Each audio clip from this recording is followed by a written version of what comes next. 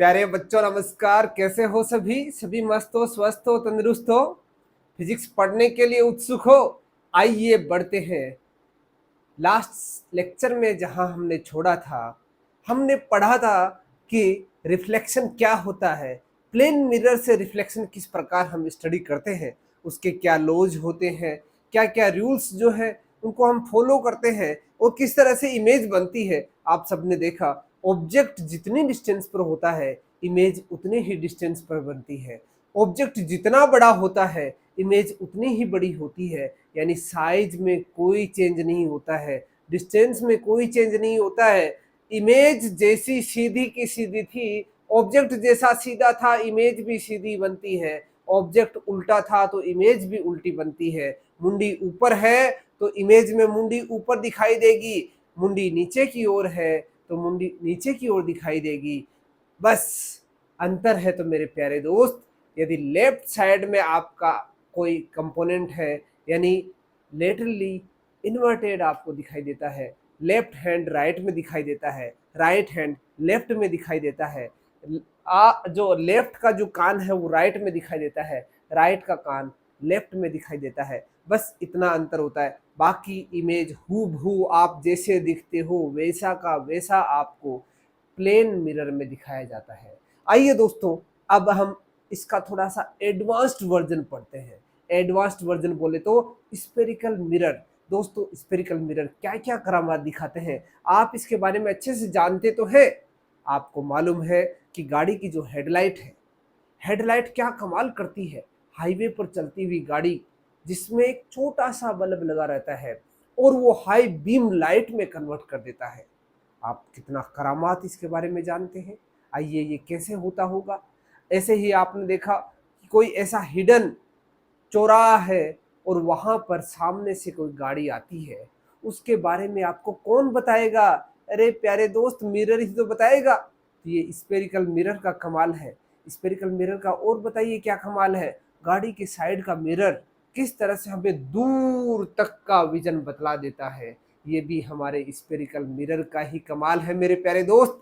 ये आइए इनको हम, ये जो एप्लीकेशंस है, इतनी शानदार एप्लीकेशंस है, ये हम ऐसे यूज कैसे कर पाते हैं। ऑब्जेक्ट कहाँ होगा, इमेज कहाँ बनेगी, ऑब्जेक्ट कितना बड़ा होगा, इमेज कितनी बड़ी बनेगी, सीधा होगा, उल्टी बनेगी या सीधी बनेगी। आइए इनको हम जानते हैं, किस तरह से इमेज फॉर्मेशन होती है, किस तरह से स्पेरिकल मिरर बनते हैं। इसके बारे में जो पूरी कहानी है उसको हम आज चर्चा करने वाले हैं। आइए दोस्तों चर्चा करते हैं spherical mirror.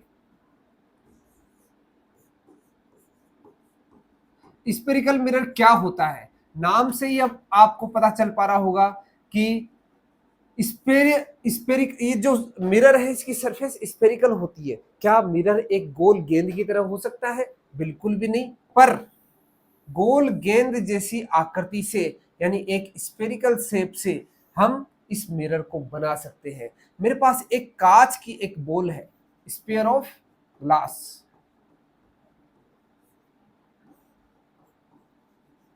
Sphere of a glass. अब मैं क्या करता हूं मेरे प्यारे दोस्त, इस स्पेरिकल ग्लास को मैं कट कर लेता हूं। और ये स्पेरिकल ग्लास कैसा है? होलो है, ध्यान रखिएगा। ये कैसा है? होलो, यानी अंदर से पूरा का पूरा खाली है, अंदर कुछ भी नहीं है, सिर्फ लेयर्ड है, पूरा एक लेयर है। होलो स्पेयर का कोई एग्जांपल है आपके सामने? हमारे टेनिस की जो बॉल होती है लाइट वेट होती है, उसके अंदर सिर्फ एकदम ओपन एटमॉस्फेयर होता है, कुछ भी नहीं होता, पूरी खाली होती है। ऐसा एग्जांपल आप ये समझ लीजिए, वॉलीबॉल, बास्केटबॉल, बास्केटबॉल हो, वॉलीबॉल हो, सबके अंदर हवा भरी जाती है, सिर्फ बाहर कवर होता है। तो ये एक होलो स्फीयर का एग्जांपल है। यदि ये कांच का बना हो तो कैसा होगा? यानी अंदर कुछ भी नहीं है, सिर्फ सरफेस में कांच लगा हुआ है, ग्लास लगा हुआ है। मैंने क्या करना है, मैंने क्या किया, यहाँ पर इसको कट कर दिया, यहां से इसको कट कर दिया। अब प्यारे दोस्त ये एक ऐसी शेप बन जाएगी, और ये ऐसी शेप बन जाएगी तो प्यारे दोस्त देखिए, ग्लास का मैंने इतना पार्ट कट कर लिया, ये एक उस प्याली के समान है। यानी हमारे पास एक ऐसी प्याली बन गई है ग्लास की, ग्लास की कटोरी, कांच की जो कटोरी होती है वो इसका सबसे बेस्ट एग्जाम्पल है। उससे बेस्ट एग्जाम्पल क्या हो सकता है? यदि मैंने उस कांच की कटोरी को बाहर से किससे पॉलिश कर दिया, यदि सिल्वर से पॉलिश कर दिया या फिर एल्यूमिनियम से पॉलिश कर दिया या गोल्ड से पॉलिश कर दिया, अब मेरे प्यारे दोस्त ये कांच की जो कटोरी है अब इसका रूप बदल चुका है, अब इसका नाम भी बदल चुका है। अब ये कांच की कटोरी नहीं, इसको मैं क्या नाम बोलूंगा? अब ये मेरा क्या बन गया है? ये मिरर बन गया। कौन सा मिरर बन गया है सर? ये मिरर बन गया है मेरे प्यारे दोस्त कॉनकेव। इस मिरर का नाम क्या है? कॉनकेव। बहुत सारे बच्चे कंफ्यूजन में रहते हैं। बहुत सारे बच्चे, छोटे छोटे नन्हे नन्हे बच्चे होते हैं 10th क्लास में, हमारे बच्चे, वो क्या हो जाते हैं, दुखी हो जाते हैं कि सर हमारे तो ये समझ में नहीं आ रहा कॉन्वेक्स मिरर क्या होता है, कॉनकेव मिरर क्या होता है।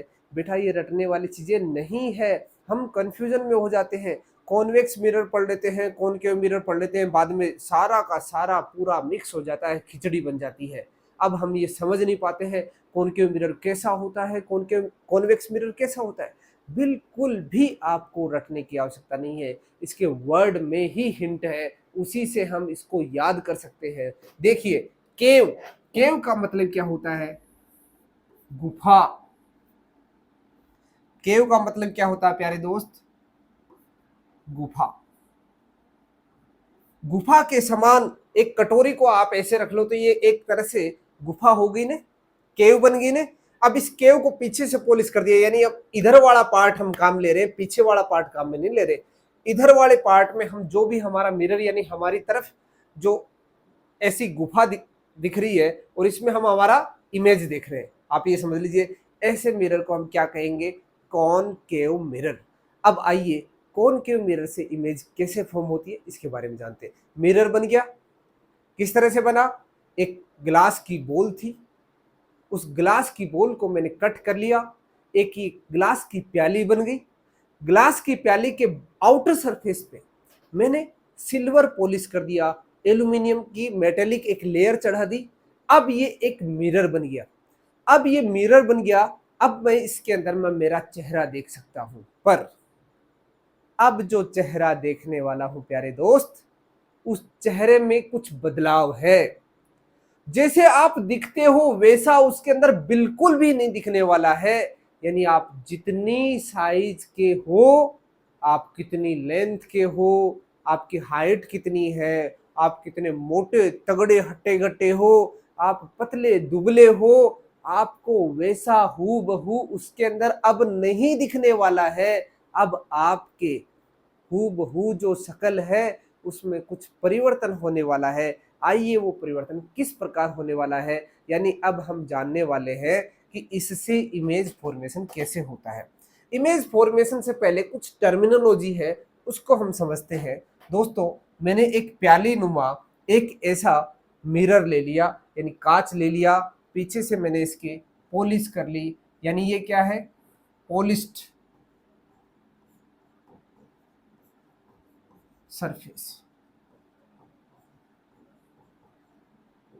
ठीक है, इस पॉलिश्ड सरफेस का प्याली है, उस प्याली का कोई सेंटर भी होगा, ये वाला ध्यान रखिएगा।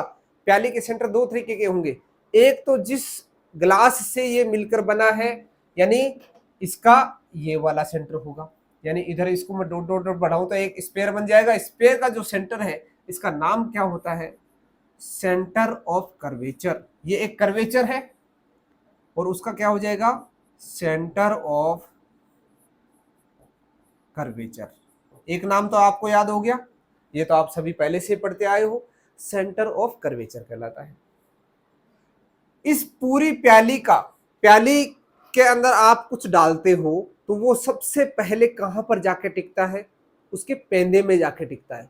तो उसके पेंदे में एक पॉइंट होगा जो सिमेट्रिकली उसके अंदर सेंटर पे होगा, यानी वो सेंटर जो है वो सेंटर क्या कहलाएगा? इस सेंटर को हम कहेंगे पोल, हिंदी में ध्रुव बोलते हैं, ये पोल है, इसको पी से डिनोट करते हैं।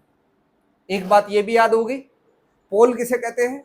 वो प्याली जिसका जो सेंटर होता है, जहां पेंदा होता है, उस पेंदे में जो पॉइंट होता है उसे हम सेंटर कहते हैं, जिसे हम पोल कहते हैं। वो प्याली जिससे मिलकर बनी है, एक स्पेयर से मिलकर बनी है, उसका जो सेंटर है उसे सेंटर ऑफ कर्वेचर बोलते हैं, इसे कैपिटल सी से लिखते हैं। 2 पॉइंट याद हो गए। इस सेंटर से इस पोल को मिलाएं तो क्या बन जाएगा मेरे दोस्त, ये इसकी एक रेडियस बन जाएगी, ये इसे बोलेंगे रेडियस ऑफ कर्वेचर। इसे क्या बोलेंगे दोस्तों, रेडियस ऑफ कर्वेचर। ये टर्मिनोलॉजी आपको याद करनी ही होगी, रेडियस ऑफ कर्वेचर। ठीक है। अब मैं क्या करता हूं, इस पोल और सेंटर के बीच की जो डिस्टेंस है, मींस रेडियस है कैपिटल आर, इसका आधा कर दे दूं, आधा कर दूं तो यहां पर जो पॉइंट होगा उसे बोलते हैं फोकल पॉइंट। ये क्या है दोस्त, फोकल पॉइंट।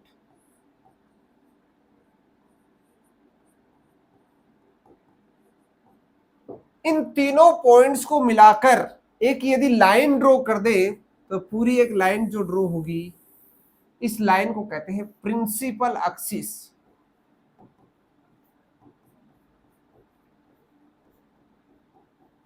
बताओ मेरे दोस्त, ये चार जो वर्ड है इनको आपको याद करने में कोई तकलीफ हुई? बिल्कुल भी नहीं हुई। चलो तो आप बहुत ही होनहार विद्यार्थी हो, आपको तकलीफ हो भी नहीं सकती।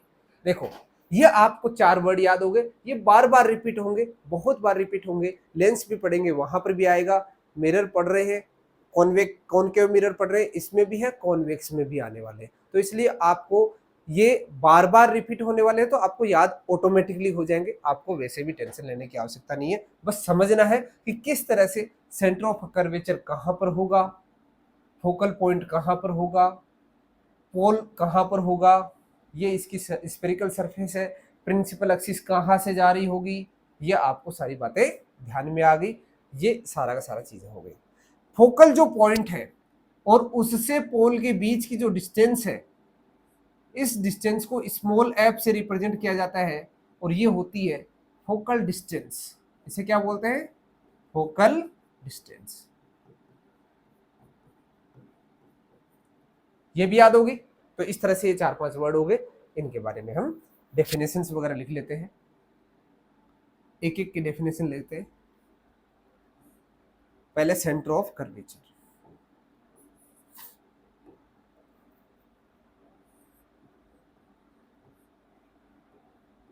Centre of curvature,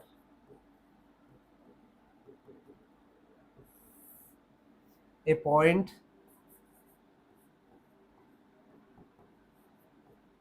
which is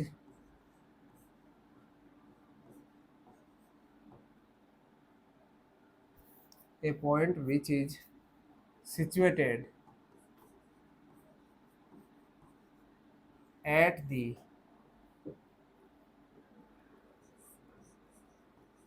center of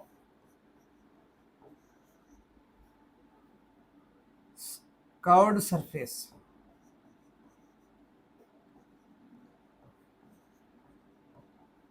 is called centre of curvature. इसको मैं कैपिटल सी से डिनोट करता हूं, इज कॉल्ड सेंटर ऑफ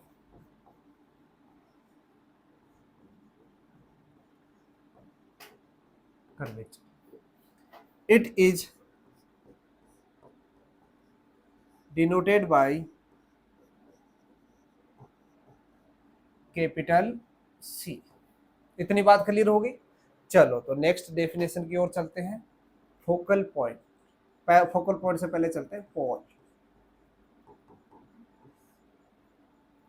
इसे कैपिटल पी से डिनोट करते हैं, A point which is situated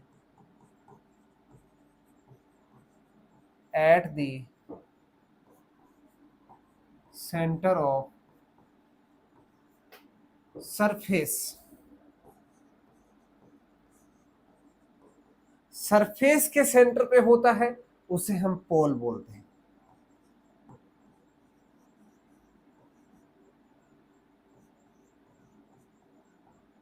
it is denoted bye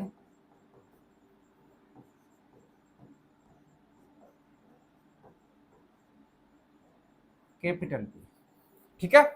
और जो कर्वेचर के सेंटर पे होता है, कर्वेचर यानी कर्व जो सरफेस जैसे बनती है, जिस सेंटर से बनती है, उसे हम कैपिटल सी से डिनोट करते हैं, यानी सेंटर ऑफ कर्वेचर कहते हैं। अब आता है फोकल पॉइंट। फोकल पॉइंट को मैं कैपिटल एफ से लिखता हूं। A point which is situated, language same रखो जिससे आपको याद करना आसान हो, at the mid of pole and centre, pole and centre of curvature,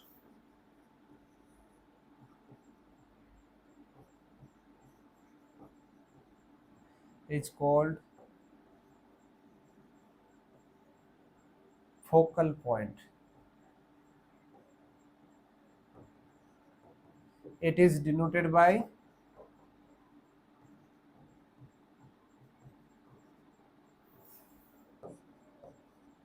capital F, ठीक है। इतनी बात क्लियर हो। अब आती है डिस्टेंस की बारी। सबसे पहले हम बात लिखते हैं radius of curvature. Radius of curvature को हम लिखते हैं कैपिटल आर से। A distance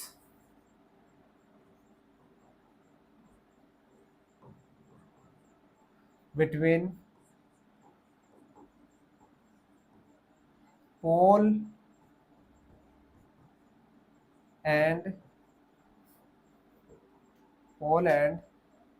center of curvature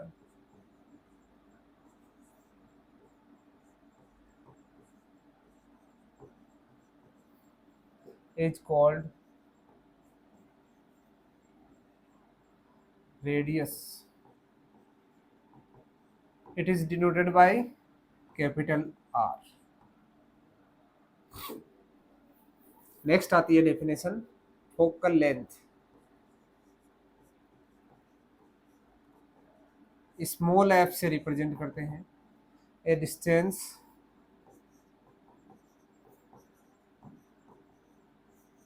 between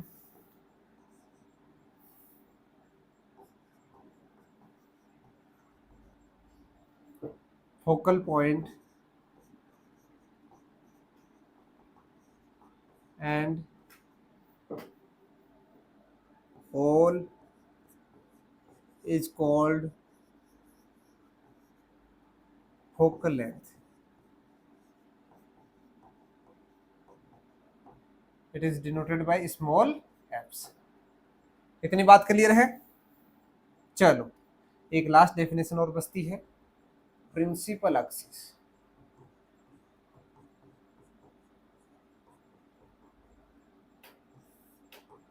A line, a straight line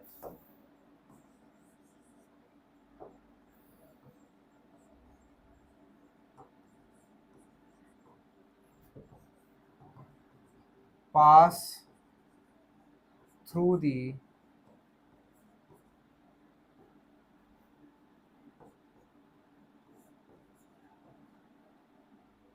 center of curvature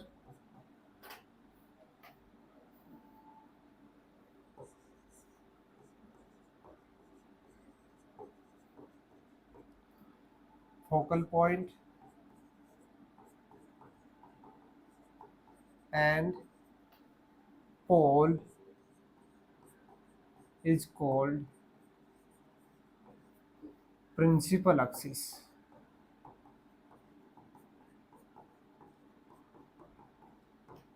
इतनी बात आपको समझ में आई? आपने कॉपी के अंदर नोट कर लिया होगा। आप बहुत ही समझदार बच्चे हो, आपको कहने की आवश्यकता नहीं पड़ती, क्योंकि आपके सामने कॉपी रखी हुई है, बॉल पेन है, लिखने में तो मज़ा आता है, इसलिए आप साथ साथ नोट भी कर रहे हैं। बहुत ही होनहार बच्चे हो। चलो बच्चे अब नेक्स्ट पढ़ते हैं। ये हमारी रही डेफिनेशन। अब हम देखते हैं इमेज फॉर्मेशन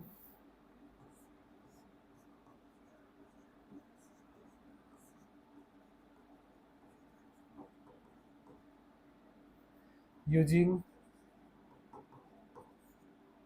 कॉनकेव मिरर।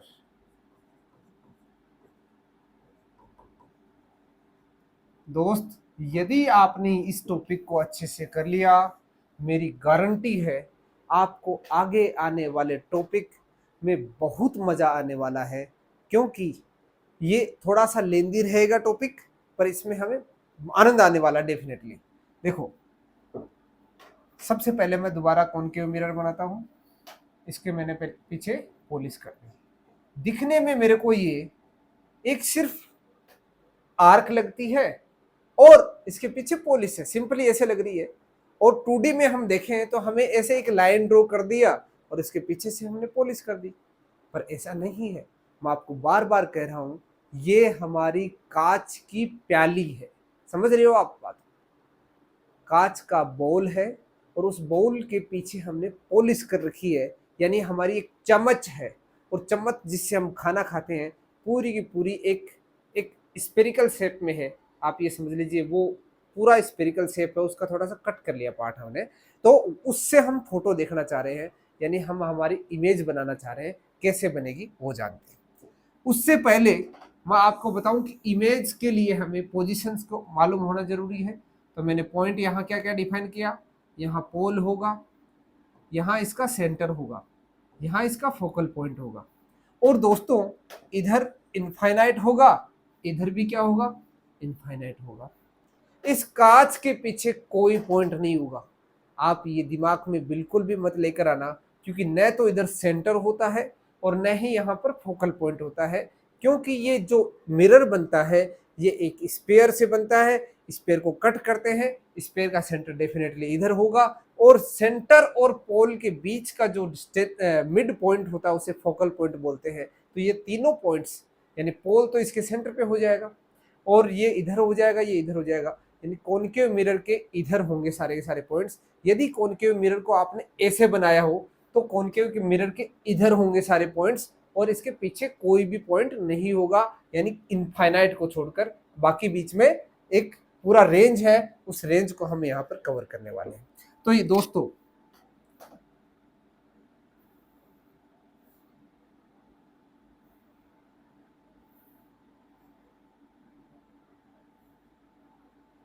अब देखिए, मैंने जैसे आपको बताया इधर क्या है, इनफाइनाइट। तो यहाँ पर पोजीशंस क्या क्या हो सकती है, आप पहले तो ये बताइएगा कि मिरर ऐसा है, प्याली सामने आपके ऐसे रखी है और उसके पीछे पॉलिश है। आप बताइए, आप चेहरा देखना किधर पसंद करोगे, इसके पीछे जाकर या इधर से? डेफिनेटली आप इधर से देखना पसंद करोगे। इधर से आप अपना चेहरा देखना पसंद करोगे तो आप उस मिरर को आप अपने पास लेके जाओगे या आप खुद जाओगे? मिरर को आपने एक स्टैंड पे लगा रखा है, तो आप डेफिनेटली आप अपने आप को पहले उसके मिरर के पास लेके जाओगे, फिर धीरे धीरे दूर लेके जाओगे, या दूर से आप अपने आप को मिरर के पास ला के आओगे? डेफिनेटली ऐसा करने वाले हो। यहां पर हमारे पास पॉइंट्स है, इनफाइनाइट है, सेंटर ऑफ कर्वेचर है और फोकल पॉइंट है। बताइए, ऑब्जेक्ट कहां कहां हो सकता है? इनफाइनाइट पे हो सकता है। ऑब्जेक्ट कहां कहां हो सकता है, मैं वो पॉइंट्स आपको बताना चाह रहा हूं, क्योंकि उससे फिर हम इमेज बनाने वाले हैं। इनफाइनाइट एट इन्फिनिटी होने वाला है। दूसरा, इन्फिनिटी और सेंटर ऑफ कर्वेचर के बीच में होने वाला है, between infinity and centre of curvature. और यानी इतनी रेंज को ये कवर कर सकता है, यानी यहां से चलेगा, यहां हो सकता है, यहां हो सकता है, यहां हो सकता है, यहां हो सकता है, कहीं पर भी हो सकता है। और ये इस पर भी हो सकता है, सेंटर ऑफ कर्वेचर पर भी हो सकता है, एट सी पर भी हो सकता है, और सी पर गुजरने के बाद ये सी और एफ के बीच में भी हो सकता है, between C and F, centre of curvature and focal point के बीच में हो सकता है, और फोकल पॉइंट पर भी हो सकता है, एट कैपिटल एफ, और बिटवीन पी एंड एफ पर भी हो सकता है, बिटवीन पी एंड एफ पर भी हो सकता है। क्या ये पॉइंट पी पर हो सकता है? अरे प्यारे दोस्त, क्यों मजे ले रहे हो आप? क्या आप उस मिरर के अंदर जाकर घुसकर आप अपनी फोटो देखना पसंद करोगे? किसको देखोगे? आप तो उस ग्लास के अंदर समाहित हो चुके हो, आप किसको देखना चाहते हो? आप उस पॉइंट पी पर नहीं देख पाओगे। इसलिए इस पॉइंट पी से इधर ये जो पॉइंट्स है दोनों, इन दोनों के बीच में, दोनों पर, दोनों के साइड में आप ऑब्जेक्ट को रख सकते हो। रख सकते हो। हमारे पास कितनी कंडीशंस आ गई? ऑब्जेक्ट की जो पोजीशन है वो कौन कौन सी आ गई? इन्फिनिटी पे हो सकता है, इन्फिनिटी और सी के बीच में हो सकता है, सी पर हो सकता है, सी और एफ के बीच में हो सकता है, एफ पर हो सकता है, एफ और पी के बीच में हो सकता है। तो हमारे पास लोकेशंस आ गई किसकी? ऑब्जेक्ट की। ऑब्जेक्ट मीन्स हम अपने आप को खुद को कंसिडर कर रहे हैं, यानी मैं पहले यहाँ पर इनफाइनाइट पर जाकर खड़ा हो जाऊं, फिर मैं अपनी फोटो देखना पसंद करूं, तब मैं कैसा दिखूंगा। फिर मैं यहाँ से चलता हूं, मिरर वहीं पर ही है, अब मैं अपनी फोटो देखता हूं, मैं कैसा लग रहा हूं। फिर मैं ओ सी पर आकर खड़ा हो जाऊंगा, फिर मैं अपनी फोटो देखूंगा, मैं कैसा लगता हूं। क्या किसी दूसरे से पूछोगे? आप खुद ही तो देखोगे। आप खुद सामने देख रहे हो, आप अपनी फोटो सामने देख रहे हो, इमेज वहां पर बन रही है, उस मिरर के अंदर बन रही है। कहाँ बन रही है वो तो हम बाद की बात है, हम वहां जो रूल्स जब लगाएंगे उसके बाद पता चलेगा। सी पर आ गए हम, सी से आगे बढ़े, सी और एफ के बीच में आ गए हम, अब एफ पर आ गए, एफ पर आकर फिर हमारी पिक्चर देख रहे हैं, फिर एफ से फिर आगे पी के बीच में जो जगह है, इसके बीच में भी आके हम अपनी फोटो देख रहे हैं। हम पी पर अब नहीं पहुंच पाए, पी से पहले पहले पहुंचकर हम हमारी फोटो देख लेते हैं, हमारी इमेज कैसी बनती है उसको हम विजुलाइज करते हैं। आप दोस्तों इसको प्रैक्टिकली आप कर भी सकते हो। आप सभी के घर पर स्पून तो होगी, चम्मच तो होगी, उस चम्मच को आप पहले बहुत दूर लेके जाओ, फिर उस चम्मच को धीरे धीरे धीरे धीरे धीरे धीरे पास लेके आओ, तो आप पाओगे कि आपकी जो इमेज है उसमें कुछ परिवर्तन आ रहा है। वो किस तरह का होगा, आइए देखते हैं वन बाय वन किस तरह से इमेज का फॉर्मेशन होता है। तो उससे पहले हम देखेंगे रूल्स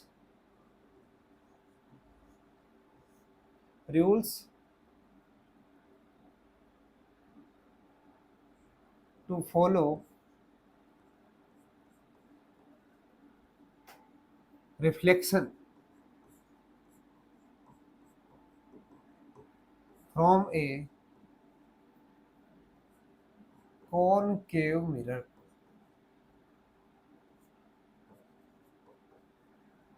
यानी कॉनकेव मिरर से जो रिफ्लेक्शन होगा, आपका जो इमेज बनने वाला है, यानी आपसे जो लाइट की रेज आने वाली है वो वहां से मुड़कर आपकी तरफ ही आने वाली है, पर उसे कुछ रूल को फॉलो करना पड़ेगा।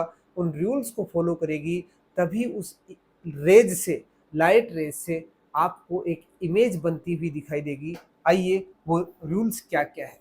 सबसे पहला रूल, ये मेरे पास कॉनकेव मिरर है, आइए साथ साथ हम इन पॉइंट्स को समझेंगे। यदि ये क्या है हमारी प्रिंसिपल एक्सिस, ये एक पैरेलल एक्सिस है, चलो मैं आपको एकदम स्ट्रेट लाइन में बनाने की कोशिश करता हूं।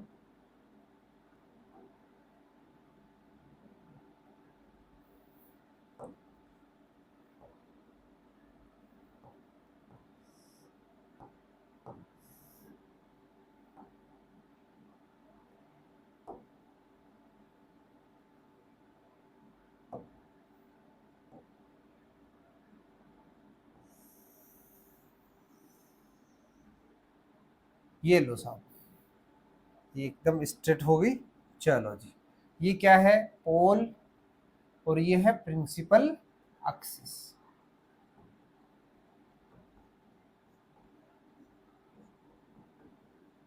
यदि पहला पॉइंट क्या कहता है, इधर इन्फिनिटी है और यहां अपना सी है और यहां पर एफ है।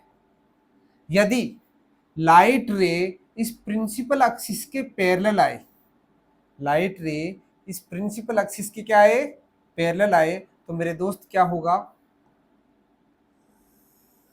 ये यहां पर आके गिरेगी, गिरेगी, गिरेगी तो क्या होगा, ये किसको फॉलो करेगी, ये रिफ्लेक्शन के लॉज को फॉलो करेगी। रिफ्लेक्शन का लॉ क्या कहता है, जितने एंगल से ये इंसिडेंट होगी नॉर्मल से, उतने ही एंगल से नॉर्मल से ये क्या हो जाएगी, रिफ्लेक्ट हो जाएगी। तो रिफ्लेक्ट तो इधर ही जाएगी, उधर तो जाने वाली नहीं है। तो ये जाएगी कहां से?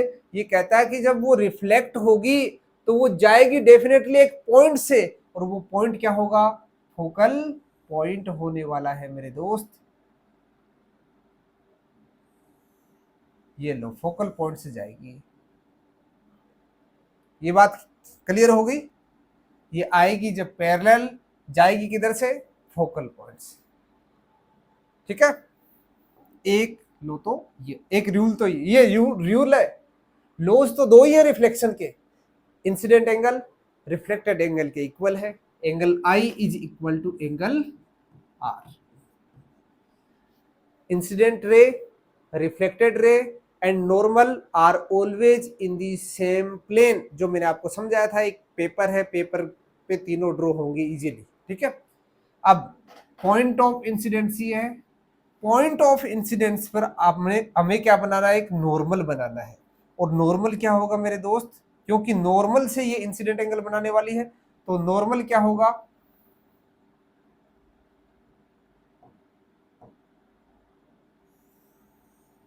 ये लो नॉर्मल, ये सरफेस का क्या हो गया? नॉर्मल हो गया। इसे मैं क्या बोलूंगा? नॉर्मल। और ये एंगल जो आई होता है वो किससे बनता है? नॉर्मल से। एंगल आर क्या होता है? रिफ्लेक्टेड एंगल होता है। ये रिफ्लेक्टेड रे से बनता है, जो नॉर्मल से बनाती है। ये बात क्लियर है? ये कैसी है? इंसिडेंट, तो इसको मैंने ऐसे एरो से रिप्रेजेंट कर दिया है। ये रिफ्लेक्टेड, इसको मैंने इस एरो से रिप्रेजेंट कर दिया है। ये पॉइंट आपको समझ में आ गया? चलो इसका स्टेटमेंट लिखते हैं। If incident ray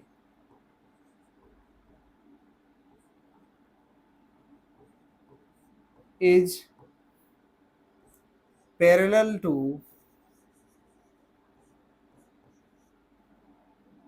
principal axis,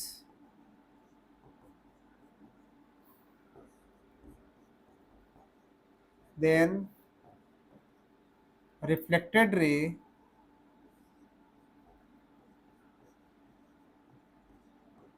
will pass through the center of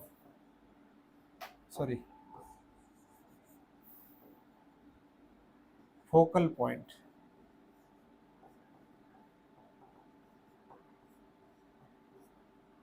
capital F.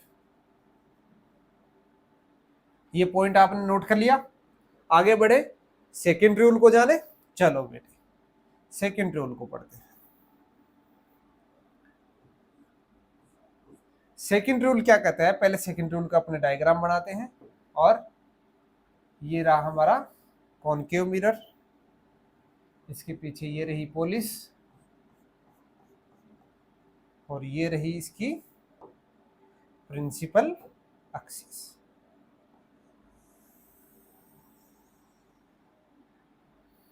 ठीक है, अब क्या करता हूं मैं?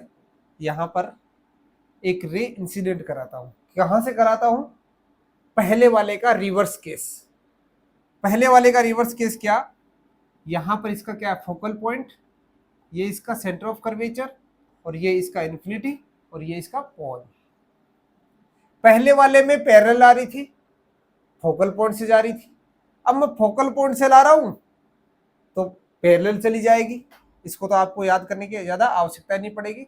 चलो तो देखते हैं किस तरह से बनेगी। देखो, मैं अब लेके आ रहा हूं फोकल पॉइंट से, और जब ये फोकल पॉइंट से आकर इस मिरर पर गिरेगी तो क्या होगा मेरे दोस्त? ये पैरेलल हो जाएगी किसके? प्रिंसिपल एक्सिस के।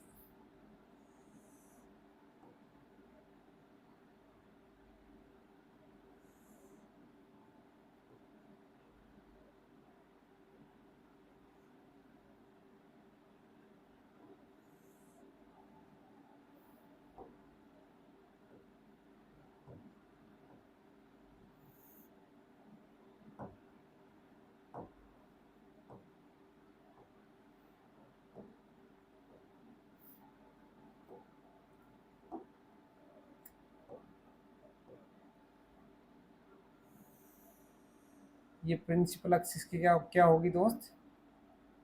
पैरेलल हो गई। ये कौन सी रे है? Incident ray.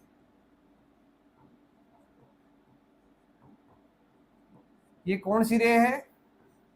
रिफ्लेक्टेड रे। ये आपको बार बार लिखने की आवश्यकता नहीं पड़ेगी, एक बार आप समझ जाओगे तो अच्छे से वहां पर डायग्राम बना के आ जाना एग्जाम के अंदर। यहां पर इसका नॉर्मल लो ड्रॉ कर लेते हैं। हमेशा लॉज को जरूर फॉलो करेगी, वहां पर तो कोई शक ही नहीं है।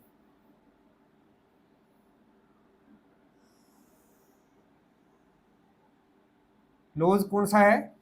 इंसिडेंट एंगल आई जो नॉर्मल से बनने वाला है, और रिफ्लेक्टेड एंगल जो रिफ्लेक्टेड रे नॉर्मल से बनाने वाली है, ये दोनों हमेशा इक्वल होंगे। ठीक है,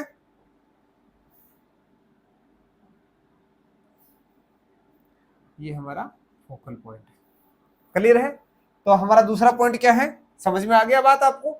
यदि इंसिडेंट रे फोकल पॉइंट से आती है और मिरर पर गिरती है, तो मिरर पर गिरने के बाद वो जब रिफ्लेक्ट होती है तो वो प्रिंसिपल एक्सिस के पैरेलल हो जाती है। प्रिंसिपल एक्सिस कहाँ है मेरे प्यारे दोस्त? ये क्या रही? Principal axis.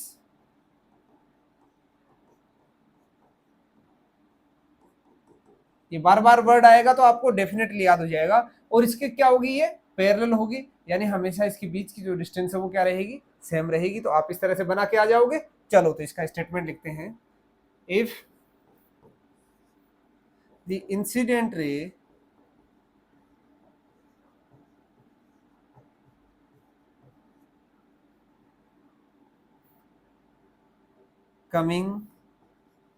is coming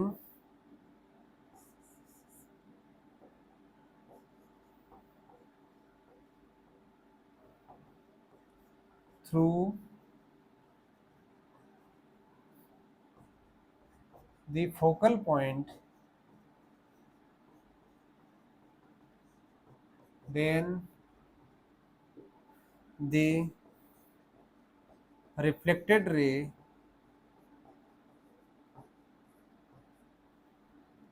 will be parallel to the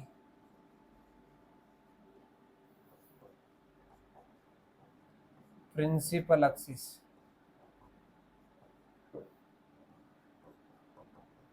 after reflection from the mirror। ये वर्ड लिखना चाहते हो तो लिख जाओ।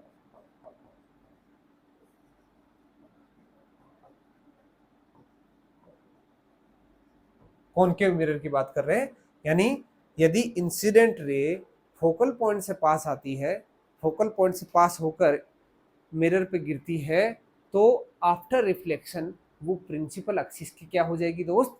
पैरेलल हो जाएगी। दो पॉइंट क्लियर हो गए। चलो तो तीसरे पॉइंट पे चलते हैं।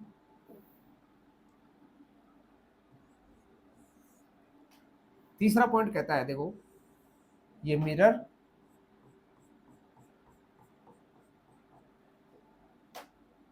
और इस मिरर पर मैं प्रिंसिपल एक्सिस बनाता हूं। हर बार आपको बनानी पड़ेगी, ध्यान रखना। ये रही मेरी प्रिंसिपल एक्सिस, ये रहा पोल, ये रहा फोकल पॉइंट, ये रहा सेंटर ऑफ कर्वेचर। तीसरा पॉइंट क्या कहता है दोस्त? यदि incident ray centre of curvature से आती है तो आफ्टर रिफ्लेक्शन क्या होती है? वो सेंटर ऑफ एक्सिस से ही पास हो जाती है, उससे ही गुजर जाती है। ऐसा क्यों होता है आइए उसको भी हम जानेंगे। पहले चलो इसको पास कराते हैं।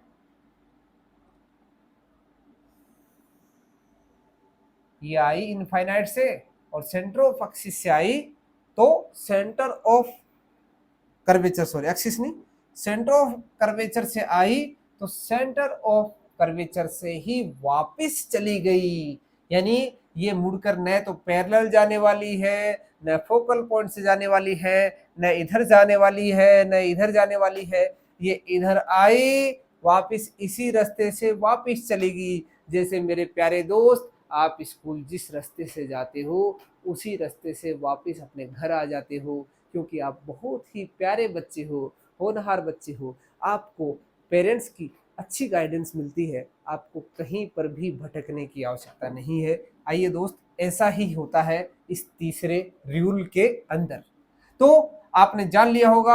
अब आप मुझसे एक बात पूछोगे, डेफिनेटली आपको समझ में आ रहा हो तो पूछोगे, सर इंसिडेंट एंगल कहाँ है, रिफ्लेक्टेड एंगल कहाँ है? अरे प्यारे दोस्त, आपको मालूम है कि हमने पढ़ा था कि यदि ये मेरे पास एक मिरर है, मुझे मेरे द्वारा आपको बताया गया था कि इस सरफेस का जो परपेंडिकुलर है वो इसका नॉर्मल होगा, और यदि रे इसके परपेंडिकुलर आती है तो वो वापस इसी रास्ते से जाती है, क्योंकि नॉर्मल से आती हुई रे कितना एंगल बनाती है? 0 बनाती है। भाई ये नॉर्मल है, इधर से ही आ रही है तो एंगल कितना? 0। जाएगी कितना? 0 एंगल। तो आने वाले भी 0, जाने वाले भी 0, क्योंकि ये एक लॉज को फॉलो करती है। वो हमारे लॉज क्या क्या है? एक तो इंसिडेंट एंगल रिफ्लेक्टेड एंगल के इक्वल होगा, यानी इंसिडेंट 0 तो रिफ्लेक्टेड भी 0। ठीक है। दूसरा, incident ray, reflected ray and normal all three are in the same plane. तो ये सारे के सारे जो लॉज हैं, दोनों लॉज जो है यहाँ पर भी फॉलो हो रहे, यहाँ पर भी फॉलो हो रहे। यही बात ये प्लेन मिरर का केस था, ये स्फेरिकल मिरर का केस था। आपको मालूम है कि सेंटर ऑफ कर्वेचर से कोई रे जाती है तो इस सरफेस पे यदि आपको कह दिया जाए कि यहाँ पर नॉर्मल ड्रॉ करो, कैसे करोगे नॉर्मल ड्रॉ? यहां नॉर्मल कैसे ड्रॉ करोगे दोस्त? देखो, यहां पर हम नॉर्मल ड्रॉ करें तो ऐसा होगा, ये तो इसका टेंजेंट हो गया। टेंजेंट का हमेशा परपेंडिकुलर होता है, यानी ये जो एंगल है, ये एंगल कितना है? 90। यानी ऐसी सरफेस है, कर्व्ड सरफेस है, उसका नॉर्मल हमेशा क्या होता है? उसका सेंटर ऑफ कर्वेचर से मिलाने वाली लाइन होती है जिसे हम रेडियस बोलते हैं। तो आप कभी भी नोट कर लेना, हमारी यदि सरफेस कैसी हो, स्पेरिकल हो, सर्कुलर हो, तो हमेशा उसकी जो रेडियस होती है वही उसका क्या होता है? नॉर्मल होता है। उस सरफेस का परपेंडिकुलर होता है, वही होता है परपेंडिकुलर। तो हमेशा हमेशा जब जब भी हम इस कर्व्ड सरफेस की बात करेंगे, किसी भी पॉइंट पर आप चले जाओ, हर पॉइंट पर जो उसका परपेंडिकुलर होगा, नॉर्मल होगा, वो उसकी रेडियस ही होगी। और रेडियस कहाँ से जाती है? रेडियस कहाँ पर जाकर मिलती है? सेंटर ऑफ कर्वेचर पर जाकर मिलती है। इसलिए सेंटर ऑफ कर्वेचर क्या है? एक नॉर्मल है, और नॉर्मल पर आती हुई रे और जाती हुई रे 0 एंगल बनाती है। बात क्लियर है? तो एकदम सपाट क्लियर है, आपको ये बात समझ में आ गई है। तो आइए इसको हम नोट करते हैं, इसके बारे में हम लिखते हैं। तीसरा जो रूल है रिफ्लेक्शन का फ्रॉम दी कॉनकेव मिरर, वो क्या है? इसका स्टेटमेंट क्या होगा मेरे प्यारे दोस्त? If the incident ray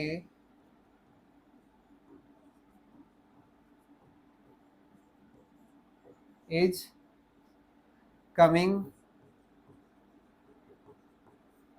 through the center of curvature,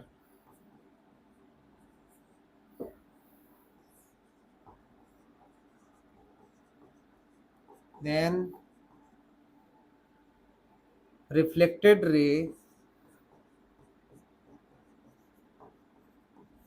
will pass, will retrace the same path।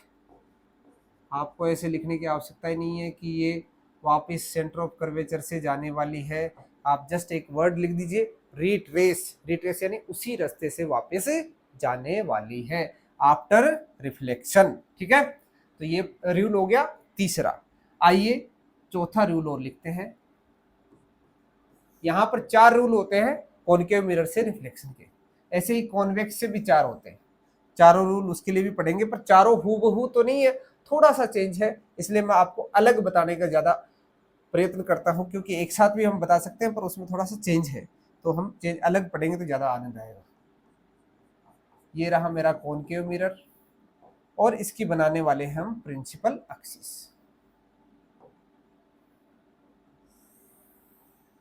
ये रही मेरी प्रिंसिपल एक्सिस, और ये रहा इसका पोल और ये रहा इसका फोकल पॉइंट, ये रहा सेंटर ऑफ कर्वेचर। अब इधर है इन्फिनिटी, उधर भी है infinity.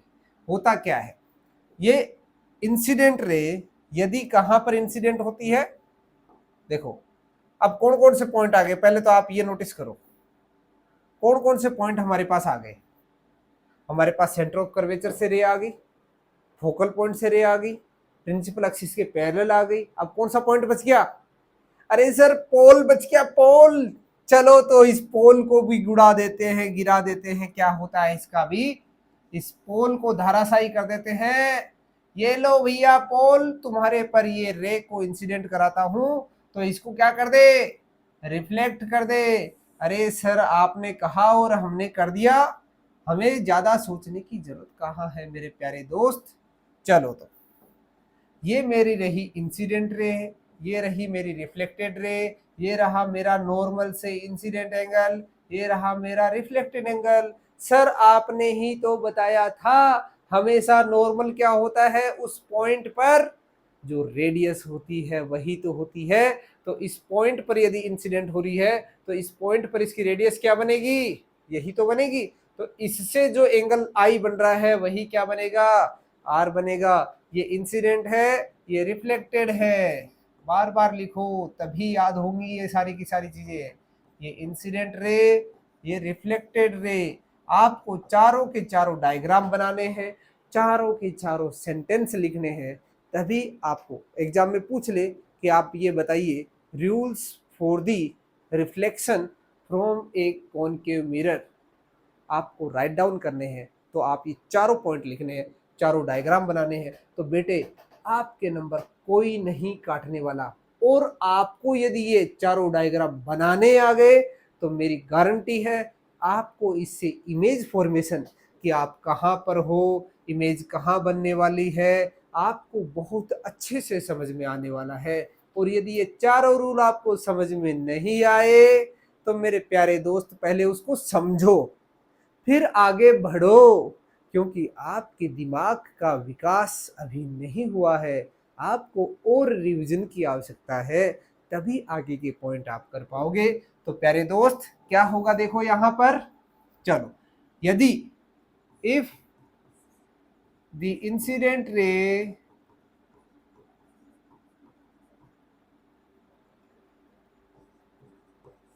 Incident on pole, then the reflected ray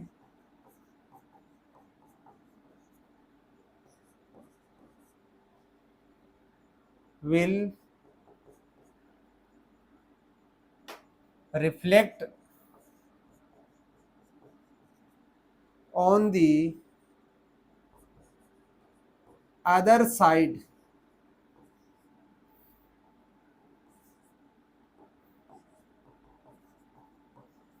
of the principal axis with same angle।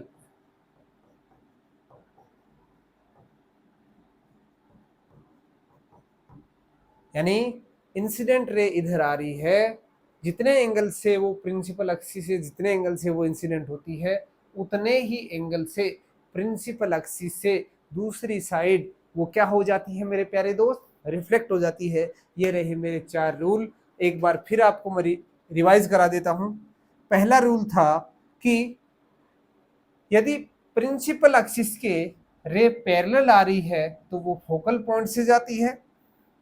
दूसरा था पहले वाले का रिवर्स, यानी वो फोकल पॉइंट से आ रही है तो वो पैरेलल चली जाती है।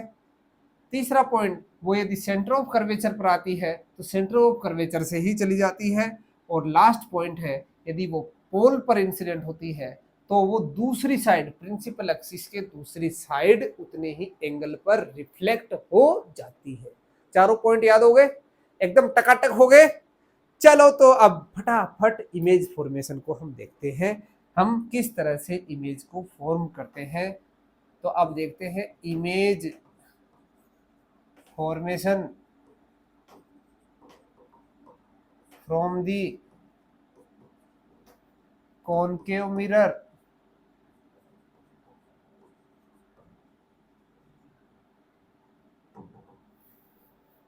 चलो तो मेरे प्यारे प्यारे दोस्तों, हम इमेज को फॉर्म करते हैं। ये रहा हमारा स्फेरिकल मिरर, ये रही इसकी प्रिंसिपल एक्सिस,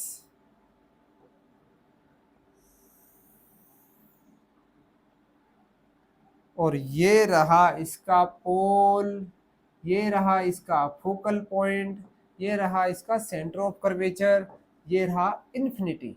इमेज फॉर्मेशन के ने मैंने आपको बताया था कि हमारे पास कौन कौन से पॉइंट है एट इन्फिनिटी। इसको यदि वर्ड्स में लिखना चाहो तो ऐसे लिख दो,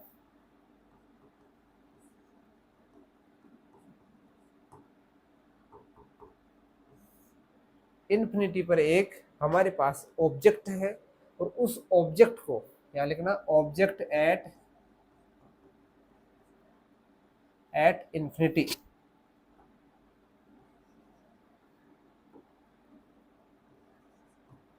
इन्फिनिटी पर यदि ऑब्जेक्ट है, जैसे मैं यहाँ पर मान के चलता हूँ, ये मेरे पास एक ऑब्जेक्ट है जिसका एरो हेड ऊपर की ओर है, सिर, एरो हेड यानी इसका सिर ऊपर है, पैर नीचे है। सिर ए द्वारा रिप्रेजेंट होता है, और जो इसके पैर हैं वो बी द्वारा रिप्रेजेंट किए जाते हैं। ये हमारे पास एक ऑब्जेक्ट है, इसकी मुझे इसके अंदर इमेज बनानी है, यानी मैं अपने आप को इन्फिनिटी पर ले जाकर खड़ा कर देता हूं, और सामने मैं एक कॉनकेव मिरर रख देता हूं। मैं उस कॉनकेव मिरर में कैसा दिखूंगा, आइए देखते हैं कैसे दिखेंगे। हमारे पास 4 रूल थे, चारों रूल में आपको मैंने बताया था कि इमेज कब बनती है। इमेज बनाने के लिए हमें कम से कम 2 रेज चाहिए, ध्यान रखना। लास्ट लेक्चर में मैंने बताया था इमेज फॉर्मेशन, यानी जहां पर हम प्लेन मिरर से इमेज फॉर्मेशन कर रहे थे, तो वहां पर मैंने आपको बताया था कि इमेज फॉर्मेशन के लिए हमें कितनी रेज चाहिए, कम से कम 2। एक से नहीं बनेगी, एक से पता नहीं चलेगा कहां पर इमेज बन रही है, तो कम से कम 2 रे हमें चाहिए ही चाहिए। तो 4 रूल है, 4 रूल में कोई से भी 2 रूल लगा देना, आपको इमेज मिल जाएगी। आपको ये मैं बता रहा हूँ, आपको कॉन्सेप्ट बता रहा हूँ। 4 रूल है, चारों में से कोई सा भी जो भी सुटेबल बैठता है उस ऑब्जेक्ट के लिए, जहां पर वो है, वो जो सुटेबल रूल बैठता है उनमें से कोई भी 2 रूल लगा दो, आपको इमेज की लोकेशन मिल जाएगी। इमेज कहाँ बनेगी, कितनी बड़ी बनेगी, सीधी बनेगी, उल्टी बनेगी, सारा ताम झाम सिर्फ 2 रूल का खेल है। यानी चारों रूल आपको आते हैं। तो मैंने आपको बताया था ये टॉपिक बड़ा मजेदार है, आपको मजा आने वाला है। इन्फिनिटी पर है, यानी इसके सिर से एक रे निकली, यानी यहां पर सन था, इस सन से रे आई, और यहां से रिफ्लेक्ट होकर वो सीधी कहां पर गई, इधर गई। चलो इसको मैं थोड़ा सा इसकी मदद से बना देता हूं स्ट्रेट सा। इससे रे निकली और सीधी सीधी कहां गिरी, इस मिरर के ऊपर गिरी। हुआ क्या मेरे प्यारे दोस्त, यदि रे, पहला रूल क्या कहता है, यदि रे प्रिंसिपल एक्सिस के पैरेलल आती है, कहां से जाएगी बताओ। अरे प्यारे दोस्त कहां से जाएगी, बता, बोल बोल, बैठे बैठे मत रहो, नींद आ जाएगी। कहां से जाने वाली है, कहां से जाने वाली है, फोकल पॉइंट से। अरे वाह होनहार प्यारे बच्चे, तू तो बड़ा होशियार है। मैंने सोचा तू बोलने वाला नहीं है, तूने तो फटाफट बोल दिया। ये तो मजेदार बात है, इसका मतलब फिजिक्स का गुरु बन गया है। फिजिक्स तो तेरे कदमों में चल रही है। बिल्कुल सर, कदम को तो छूना ही पड़ेगा उसे, क्योंकि मैं बहुत बड़ा आदमी बन गया हूं, इतना बड़ा आदमी नहीं बना है। चलो प्यारे दोस्त, ये रही इंसिडेंट रे, ये रही मेरी रिफ्लेक्टेड रे। कहां से इंसिडेंट हुई, इन्फिनिटी से आई, तुम्हारे सिर पर सूर्य से किरण गिरी, रे गिरी, वो वहां से सीधा मिरर पे जाकर गिरी। तो मिरर पर जाकर गिरी तो वो मिरर ने क्या किया, कॉनकेव मिरर ने क्या किया, उसे फोकल पॉइंट से पास करा दिया, करा दिया। चलो तो नेक्स्ट रे को लाते हैं, कहां से लाऊं बताओ, इसका रिवर्स कर दे, मजा आ जाए। चलो तो प्यारे दोस्त इसका रिवर्स कर देते हैं, इसको मैं फोकल पॉइंट से ले आऊं। चलो तो इसको फोकल पॉइंट से ले आते हैं। सर फोकल पॉइंट से जब वो रे आती है तो कहाँ से चली जाती है? अरे प्यारे दोस्त, वो कहाँ से जाती है? सर आपने ही तो बताया था, ये प्रिंसिपल एक्सिस के पैरेलल चली जाती है। अरे वाह बेटे वाह, इसका मतलब तू मेरी बात को सुनता है गौर से, तभी तो होशियार बनेगा। गौर से सुनोगे तभी तो मजा आएगा फिजिक्स पढ़ने में। इसका मतलब तुम तो बहुत ही होशियार बच्चे हो।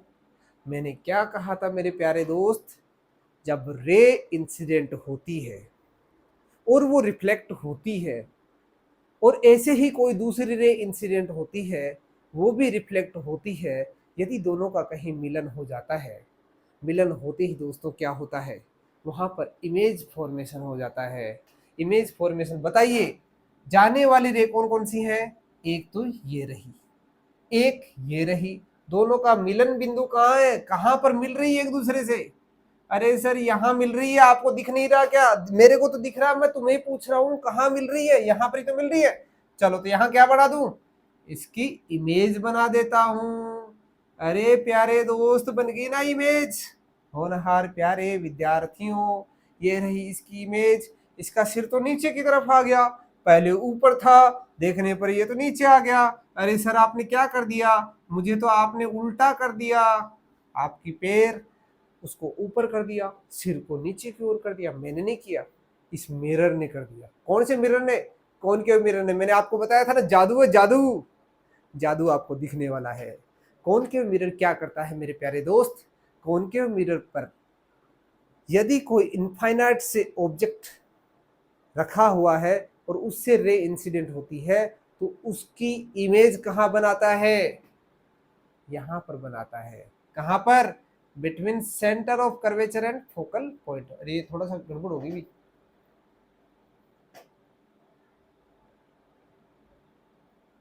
गड़बड़ होगी प्यारे दोस्त, थोड़ी सी गड़बड़ होगी। Sorry sorry sorry sorry sorry, सही टाइम पर देख लिया। ये तो फोकल पॉइंट से नहीं आएगा, ये इनफाइनाइट से है ना, ये फोकल पॉइंट से नहीं आ पाएगा। हम्म, गड़बड़ होगी प्यारे दोस्त, थोड़ा सा सुधार करना भी। Incident ray, incident ray infinite से आ रही है, इनफाइनाइट से यहाँ से डिफाइंड नहीं है, तो यहाँ से इसको नहीं ला सकते। डेफिनेटली ये कहाँ से आने वाली है? दूसरी भी इनफाइनाइट से आने वाली है। तो देखिए किस तरह से इनफाइनाइट से इसका जंजाल आता है। इसके पैरों से लाते हैं, पैरों से लाते हैं,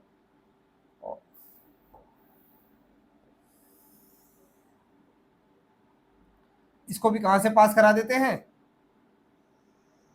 फोकल पॉइंट से पास करा देते हैं।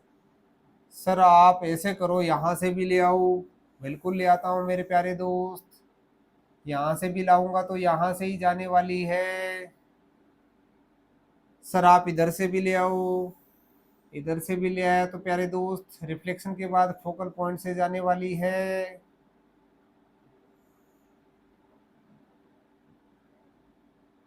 सर आप इस प्रिंसिपल एक्सिस से ले आओ, बेटे कहीं से भी ले आओ, ये वापस इधर ही जाने वाली है। सर आप ऐसे करो, यहाँ से ले आओ, बेटे यहाँ से लाओगे तो भी फोकल पॉइंट से जाने वाली है।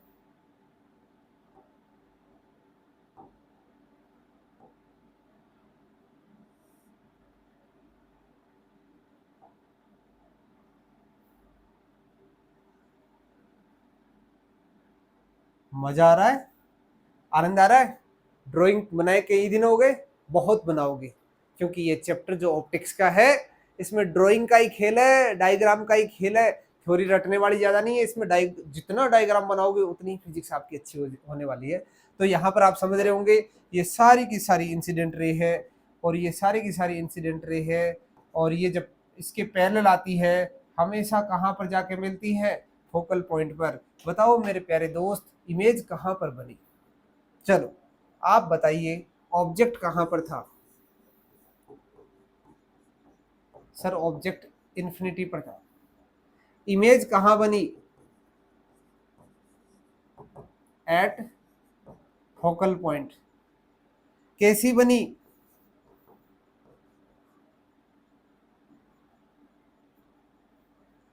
कैसी बनी प्यारे दोस्त?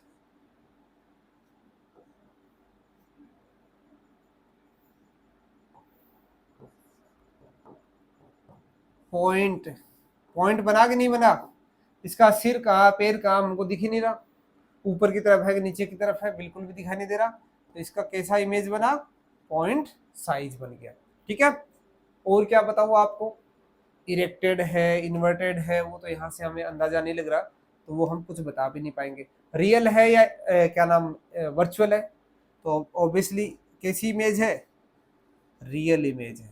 पीछे थोड़ी बन रही है, मिरर के पीछे थोड़ी बन रही है, बिल्कुल पीछे नहीं बन रही, मिरर के इधर ही बन रही है, तो हमें वास्तव में पता चलेगा कि ये इमेज यहाँ पर है। तो इसलिए ये सारे पॉइंट्स है, इनका आप ख्याल रखना। हालांकि मैं आपको पूरी टेबल भी बना के दूंगा, उस टेबल में हम सारा का सारा पॉइंट वाइज लिख लेंगे कि ऑब्जेक्ट यहाँ पर है तो इमेज कहाँ बनेगी, ऑब्जेक्ट यहाँ है तो कहाँ पर बनेगी, कितना मैग्निफिकेशन वगैरह होगा, ये सब चीज़ें इसके अंदर सीखने वाले हैं। एक पॉइंट क्लियर हो गया, नेक्स्ट पे बढ़े। चलो तो प्यारे दोस्त नेक्स्ट पॉइंट पर चलते हैं। दूसरा पॉइंट है, मैंने बताया था ऑब्जेक्ट कहाँ है, object if object between, infinity से हो गया तो बिटवीन आएगा अब किसके बीच में, infinity and centre of curvature. तो प्यारे दोस्त चलो इसका डायग्राम बनाते हैं। ये रहा हमारा कॉनकेव मिरर, ये रहा इसका प्रिंसिपल एक्सिस। चलो आपको वैसे ही बना के दिखाता हूँ तो उसमें ज़्यादा आनंद आ जाएगा।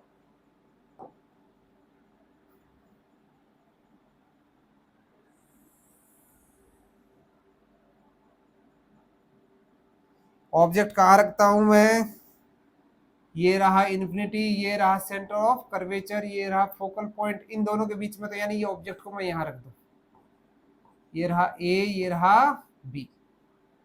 ठीक है, अब ये रहा इसका पोल। अब पहला पॉइंट लगाओ, पहला रूल क्या कहता है, यदि रे जो है पैरेलल आती है, पैरेलल आती है तो कैसा होगा मेरे प्यारे दोस्त, कहां से जाने वाली है, फोकल पॉइंट से जाने वाली है। वो जो पहले वाले केस में हमने बताया था कि यदि ये फोकल पोल पे आती है तो पोल से ही जाने वाली है, यदि ये फोकल पॉइंट से पास कराओगे तो इधर जाने वाली है। जो आपकी मर्जी जहां पर बनाओ, हमेशा आपको इमेज यही मिलने वाली है। कहने का मतलब है जो तीनों चारों रूल आपको इसे लगा दो, आपको यहीं पर इमेज मिलने वाली है, तो उसमें तो दिक्कत ही नहीं है। तो इसकी इमेज बन गई यहाँ पर, ये रहा इसका ए, ये रहा बी। बताइए मेरे प्यारे दोस्त आपको कहीं पर कोई डाउट हुआ, ये रही इंसिडेंट रे, ये इधर से चलेगी, ये रही इंसिडेंट रे, ये इधर से चलेगी। चलो तो इसके पॉइंट्स लिखते हैं। ऑब्जेक्ट कहाँ है, between infinity and centre of curvature. Image कहाँ पर है, image between C and F. कैसी है, सीधी है या उल्टी है, इन्वर्टेड, उल्टी इमेज है, सीधी इमेज थोड़ी है, मुंडी नीचे की ओर पैर ऊपर की ओर।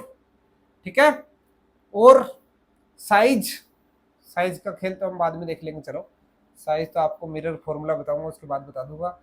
और इसमें क्या है, ऐसा क्या दिख रहा है, हाँ इमेज कहाँ पर है ये पता चल गया हमें, सीधी है उल्टी है ये पता चल गया, रियल है ये बात भी सही है, मिरर के पीछे थोड़ी बन रही है, मिरर के इधर बन रही है, तो बात क्लियर होगी, मिरर के इधर बन रही है तो रियल इमेज है। साइज बड़ी है या छोटी है, मैं आपको मिरर फॉर्मूला जब बताऊंगा वहां पर बताऊंगा, वहां पर दोस्तों आपको एकदम क्लियर हो जाएगा, क्योंकि वहां पर मैग्निफिकेशन भी बताने वाला हूँ, तो वहां पर पता चल जाएगा। वैसे ये इसकी हाइट है, इसे एच बोल देंगे, ये इसकी हाइट है, इसे एच डेस बोल देंगे। जो मैग्निफिकेशन होगा साइज क्या होगा, एच डेस अपॉन एच आ जाएगा, और एच डेस अपॉन एच करेंगे तो यहाँ पर आपको एक टेन थीटा बनाना पड़ेगा, एंगल ये दोनों इक्वल है, तब वहां से पता चल जाएगा, क्योंकि ये साइड क्या होती है, छोटी होती है, तो थीटा के सामने perpendicular upon base, perpendicular upon base, perpendicular upon base करेंगे, दोनों को इक्वल करेंगे, तो यहाँ से जो रेशियो आएगा वो क्या आएगा, क्योंकि यहाँ पर परपेंडिकुलर अपॉन बेस करेंगे, ये हाइट छोटी है, ये डिस्टेंस छोटी है, तो ये जो वैल्यू है ये ज़्यादा मिलने वाली है, ये ज़्यादा मिलने वाली, दोनों बराबर कैसे होंगी, तो बराबर करने के लिए इसे क्या करना पड़ेगा, कम करना पड़ेगा, तो ये वहाँ का केस रहेगा। चलो तो आपको नेक्स्ट पॉइंट बताते हैं, पोजीशन। तीसरी पोजीशन पे चलते हैं, एट सेंटर ऑफ कर्वेचर,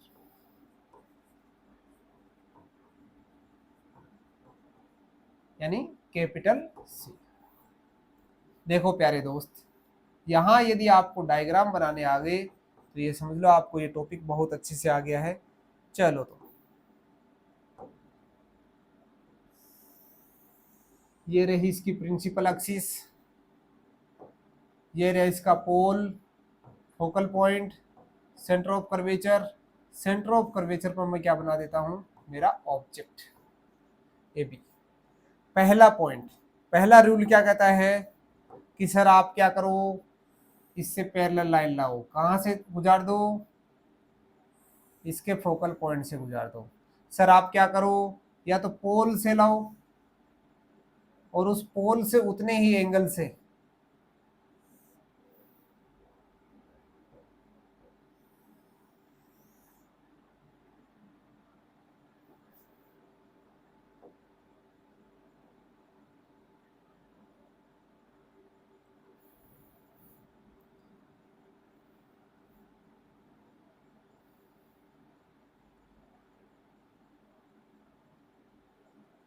पोल से उतने ही एंगल से क्या कर दो, इसको रिफ्लेक्ट कर दो। ये एंगल का ध्यान रखना भाई। तो आपको यहां पर ही इमेज मिलेगी इसकी,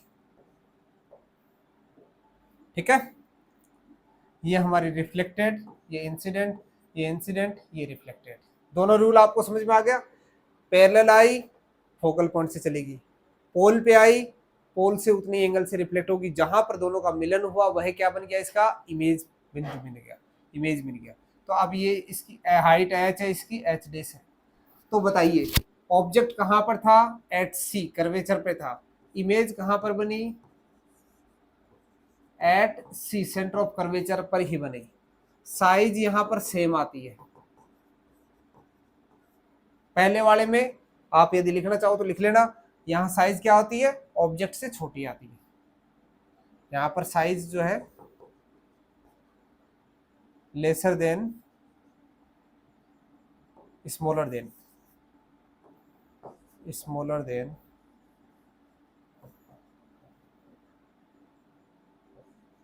स्मॉलर देन ऑब्जेक्ट। पहले वाले में साइज कैसी है, पॉइंट वाइज, पॉइंट है इसके अंदर, इसमें साइज कैसी है, पॉइंट। नेक्स्ट वाले में पॉइंट से थोड़ा सा बड़ा बन गया, और उससे नेक्स्ट वाले में जितना बड़ा था उतना बड़ा बन गया। तो इससे मुझे क्या पता चला, इससे मुझे पता चला कि यदि मैं उस चम्मच से बहुत दूर खड़ा हूं तो मैं एक छोटा सा बिंदु दिखूंगा, मेरा कोई अस्तित्व नहीं है, इतना छोटा पॉइंट दिखूंगा। पर जैसे जैसे मैं उस मिरर के पास आता हूं तो मेरी जो इमेज बन रही है वो उस बिंदु से बढ़ती बढ़ती बढ़ती बढ़ती बढ़ती जा रही है। आप ये प्रयोग करके देख सकते हो। आप घर पर एक चम्मच ले अभी, और उस चम्मच को आप बहुत दूर से देखो तो आप छोटे से दिखोगे, पर जैसे जैसे उसके पास में आओगे आप थोड़े बड़े होते जाओगे, बड़े होते जाओगे, बड़े होते जाओगे। पर ये केस प्लेन मिरर में नहीं होता है। प्लेन मिरर में आप कितने भी दूर से देखो, जितनी दूर से देखोगे आप इमेज उतनी ही दूर पाओगे, पर तुम्हारी जो साइज है वो सेम रहने वाली है प्यारे बच्चों, आपको उसमें कोई परिवर्तन देखने को नहीं मिलेगा। तो यहाँ पर हमारे पास इमेज कहाँ पर मिली, एट सी मिली, साइज कैसी मिली, सेम मिली, और इन्वर्टेड, उल्टी है, साथ ही साथ रियल है, ठीक है, क्योंकि इधर ही बन रही है। तो जिधर ऑब्जेक्ट है उधर ही इमेज बन रही है, तो ये रियल है डेफिनेटली। मिरर के पीछे इमेज हमेशा कैसी होती है, वर्चुअल होती है, आभास होता है कि हाँ ऐसा कहीं पर मिल रहे होंगे। आइए ऐसा एग्जाम्पल भी हम आगे जाकर देखेंगे। अब हम नेक्स्ट एग्जाम्पल पर चलते हैं। नेक्स्ट पॉइंट क्या है, हम कहां पर आ गए, इन्फिनिटी पर कर लिया हमने, हमने बिटवीन इन्फिनिटी एंड सी कर लिया, एट सी कर लिया। अब between centre of curvature and focal point, ये रहा हमारा मिरर,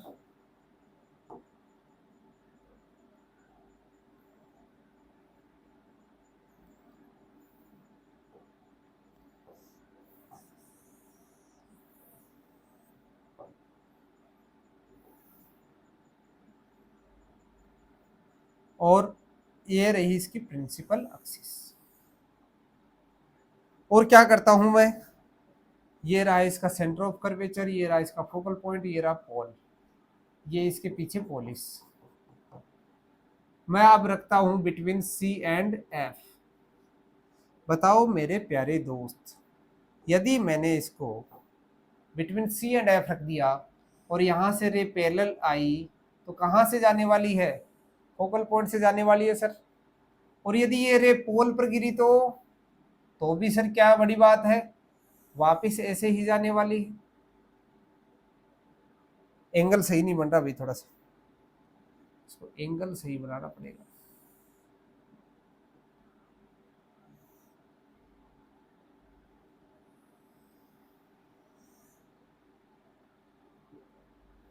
है ना, ये अपना सेंटर ऑफ कर्वेचर, ये इमेज इधर फॉर्म होती है, थोड़ा सा यहाँ चेंज करना है इसके अंदर। ये एंगल देखो ज्यादा ही एंगल कम है, तो इसमें थोड़ा सा चेंज करना पड़ेगा अपने को, एंगल सेम रखना पड़ेगा तभी हमारा सही आएगा।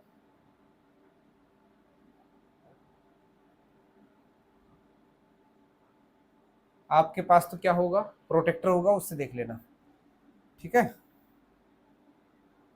तो ये यहाँ जाकर मिलेगी, यानी ये अपना सेंटर ऑफ कर्वेचर है, तो ये यहाँ जाकर मिलेगी। इसको आगे बढ़ाएंगे तो ये ए हो गया, ये बी हो गया, यहाँ पर इसका ये ए है, सिर है, ये इसका पैर है। ये एंगल जितना है इतना ही ये रिफ्लेक्टेड एंगल है, ये इंसिडेंट, ये रिफ्लेक्टेड, ये इंसिडेंट, ये रिफ्लेक्टेड, दोनों का जहां मिलन होगा वहां पर क्या बन जाएगी, इमेज बन जाएगी। आइए दोस्तों इसके पॉइंट लिखते हैं। ऑब्जेक्ट कहाँ है, between C and F. Image कहां पर बनी, बिटवीन सी एंड इंफिनिटी। यहाँ क्या है, इंफिनिटी, सी एंड इंफिनिटी। पहले वाले का रिवर्स केस, यदि सी एंड इंफिनिटी के बीच में ऑब्जेक्ट है तो इमेज बनती है सी एंड एफ के बीच में। यदि मैंने ऑब्जेक्ट सी एंड एफ के बीच में रखा तो इमेज बन रही है सी एंड इंफिनिटी के बीच में। साइज कैसी है, देखने से पता चल रहा है, ऑब्जेक्ट छोटा सा पिद्दू सा, इमेज बन रही है बड़ी, लार्जर देन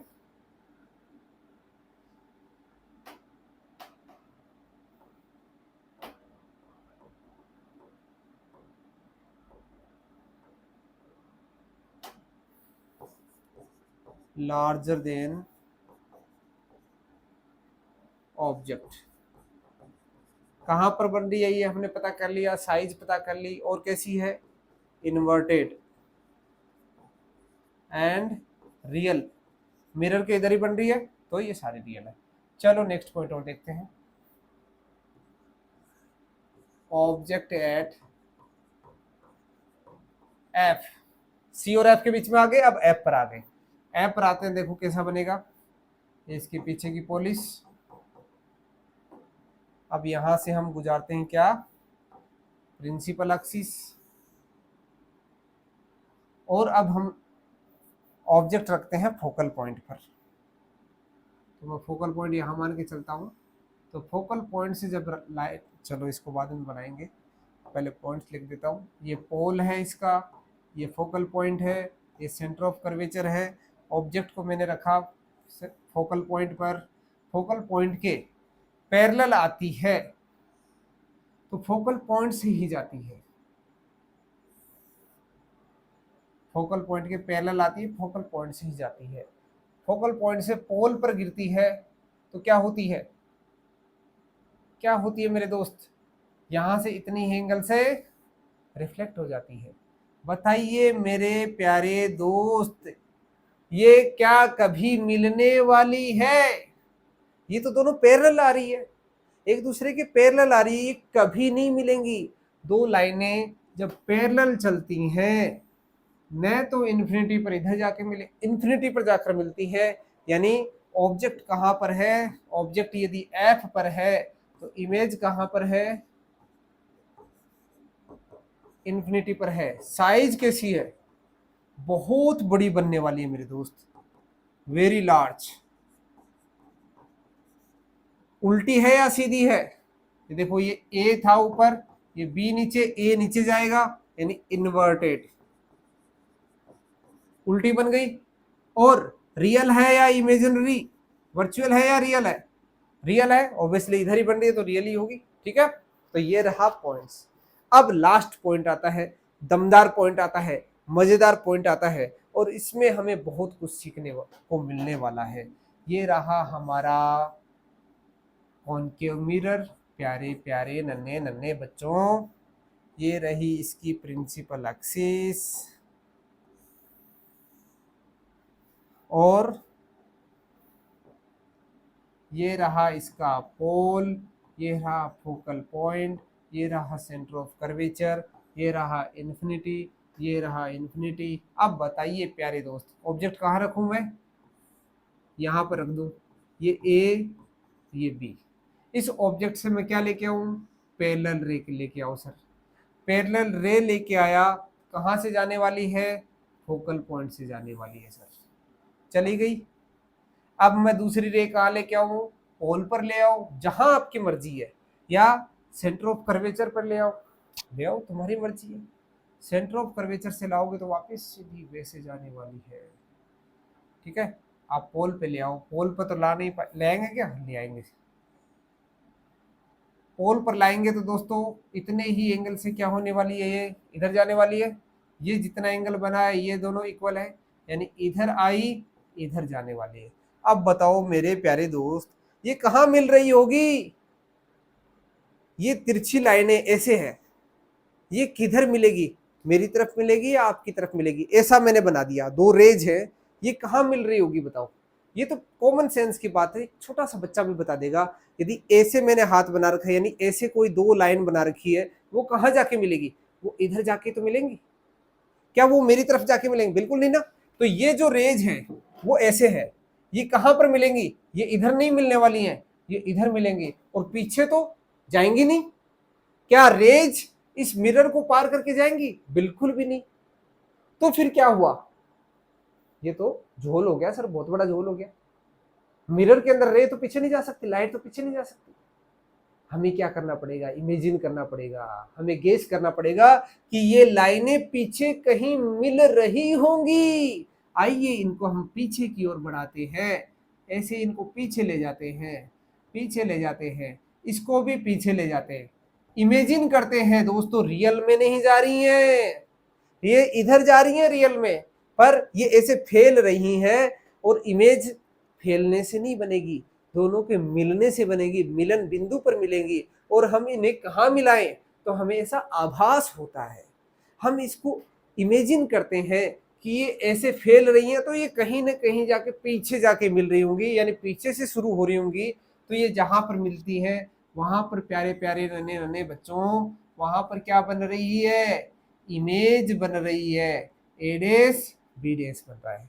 इस ए बी की इमेज कहाँ बनी, मिरर के पीछे जाकर बनी। बताओ मिरर के पीछे कौन से पॉइंट पर बनी, सर मिरर के पीछे कोई पॉइंट होता ही नहीं है, क्योंकि या तो पोल या इन्फिनिटी, पोल और इन्फिनिटी के बीच में किसी भी जगह बनी होगी मुझे मालूम नहीं है। सिर्फ मैं डिस्टेंस तो निकाल सकता हूं, पर वो पॉइंट न तो सेंटर ऑफ कर्वेचर होगा न फोकल पॉइंट होगा, क्योंकि इधर point focal point centre of curvature होता ही नहीं है। बस हम इतना कह सकते हैं कि इमेज कहां पर बनेगी, ऑब्जेक्ट कहां है,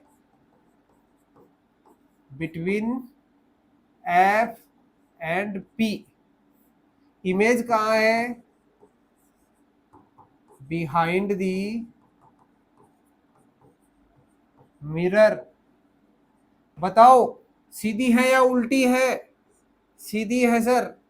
सीधी को क्या बोलते हैं, इरेक्टेड, ERECTED, इरेक्टेड। और वर्चुअल है या रियल है, एकदम वास्तविक बन रही है या आभासी बन रही है, तो ये क्या है, रियल है या वर्चुअल है, बताओ। ये वर्चुअल है सर, रियल में वहां जाकर कोई रे मिलती ही नहीं है, रियलिटी में पीछे रे कोई जाती ही नहीं है। ये सिर्फ हमने हमारे दिमाग से एक कॉन्सेप्ट उठाया है कि ये रे पीछे जाके कहीं मिल रही होंगी। तो हमें ऐसा लगता है यदि हम अपनी मुंडी को फोकल पॉइंट और उस कर्वेचर के सेंटर यानी पोल पर के बीच में ले जाते हैं, तो हमारी जो मुंडी है वो हमें ऐसे लगता है कि इसकी इमेज इसके पीछे बन रही है। दोस्तों बताइए, आपने एक चम्मच को लिया और उस चम्मच के जस्ट बिल्कुल पास में चले गए और उसमें आप अपनी फोटो देखना चाहते हो, वो फोटो आपको इस चम्मच में कहाँ दिखने वाली है? इस चम्मच के पीछे दिखने वाली है। सर ऐसा तो नहीं हो सकता है। होता है, प्रयोग करके देखिए, आपको जरूर देखने को मिलेगा। मैंने आपको पूरा बता दिया है मेरे प्यारे दोस्त कि यदि चम्मच जैसी शेप, गुफा जैसी शेप, यानी कोन के मिरर आपके पास हो, तो उससे आप यदि बहुत दूर हो तो आपकी छोटी सी इमेज बनने वाली है। आप यदि जैसे जैसे पास आते जाओगे आपकी इमेज बड़ी होती जाएगी। आप विशालकाय तो नहीं, आप विशालकाय थे, पर आप बड़े होते गए और एक स्थिति ऐसी आई, आप छोटे से थे पर आप बहुत मोटे से दिखे। आपको ऐसा भी दिखने वाला है इस कॉनकेव मिरर के अंदर, ऐसा मैजिक भी होने वाला है और लास्ट में तो हद ही पार होने वाली है। जस्ट बिल्कुल उसके पास में आ गए, यानी फोकल पॉइंट और पोल के बीच में आ गए, तो आपकी इमेज आपकी तरफ न बनकर उसके पीछे बनने वाली है। ये तो और ही चमत्कार होने वाला है। पर यहाँ एक खास बात और होने वाली है। पहले वाले जैसे जितने भी केस थे, चाहे वो फोकल पॉइंट हो, बिटवीन फोकल पॉइंट और सेंटर ऑफ कर्वेचर हो, या सेंटर ऑफ कर्वेचर हो, या between centre of curvature and infinity हो, या इन्फिनिटी हो, सभी पॉइंट्स पर जब ऑब्जेक्ट को रखते हैं, यानी हम अपने आप को रखते हैं, तो हम हमारी मुंडी यदि पहले ऊपर थी तो हमारी जो मुंडी फोटो के अंदर दिखती है वो ऐसे लटकी हुई दिखाई देती है। बट जैसे ही हम उसके जस्ट बिल्कुल पास आ जाते हैं तो हमारी मुंडी जैसी ऊपर थी ऊपर ही दिखाई देती है। सर ये तो बहुत बड़ा चमत्कार हो गया। दोस्तों बिल्कुल चमत्कार को नमस्कार है।